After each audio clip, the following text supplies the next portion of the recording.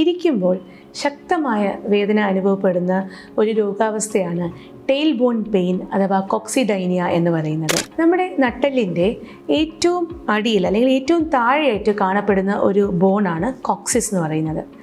അപ്പോൾ ബാക്കിയുള്ള സ്പൈൻ വെച്ച് നോക്കുമ്പോൾ, നട്ടെല്ല് വെച്ച് നോക്കുമ്പോൾ ഈ കോക്സിസ് താരതമ്യേന വീക്കാണ്, ബലം കുറഞ്ഞ ഒരു ബോണാണ്. അതുകൊണ്ട് തന്നെ എന്തെങ്കിലും വീഴ്ച സംഭവിക്കുമ്പോൾ പെട്ടെന്ന് തകരാറ് പറ്റുന്ന ഒരു ബോണാണ് കോക്സിസ്. അങ്ങനെ ആവുമ്പോഴാണ് ഈ ടെയിൽ ബോൺ പെയിൻ അല്ലെങ്കിൽ കോക്സിഡൈനിയ എന്നുള്ള ഒരു അവസ്ഥ ഉണ്ടാകുന്നത്. ഈ കോക്സിസ് പെയിൻ ഉള്ള പേഷ്യൻസിന് ഇരിക്കാനാണ് ഏറ്റവും ബുദ്ധിമുട്ട്.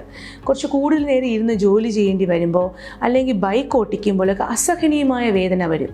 എന്നാൽ എണീച്ച് നിൽക്കുമ്പോൾ നടക്കുമ്പോഴൊക്കെ അവർ യൂഷ്വലി കംഫർട്ടബിൾ ആയിരിക്കും. ഇതെങ്ങനെയാണ് ഇത് കൺഫേം ചെയ്യുന്നത്? യൂഷ്വലി ഇതൊരു ക്ലിനിക്കൽ ഡയഗ്നോസിസ് ആണ്. നമ്മൾ പേഷ്യൻറ്റിനെ പരിശോധിക്കുമ്പോൾ അവരുടെ രോഗലക്ഷണങ്ങൾ കേട്ട് അവർ പരിശോധിക്കുമ്പോൾ ഇത് കോക്സിസ് പെയിൻ ആണെന്ന് നമുക്ക് മനസ്സിലാകും. പക്ഷേ മോസ്റ്റ്ലി ഇതൊരു ക്ലിനിക്കൽ ഡയഗ്നോസിസ് ആണ് കോക്സിഡൈനിയ.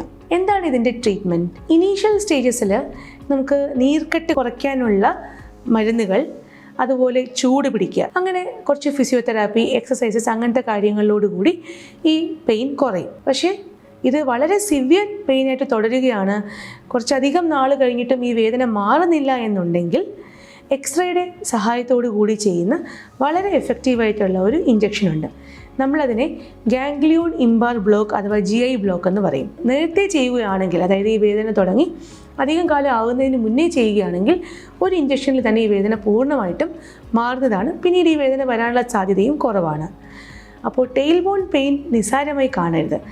മറ്റുള്ള പല ക്രോണിക് പെയിൻ കണ്ടീഷൻസിനെയും പോലെ തന്നെ നേരത്തെ ഡിറ്റക്ട് ചെയ്ത് ചികിത്സിച്ചാൽ ഇതിൻ്റെ ഔട്ട്കം വളരെ നല്ലതാണ്.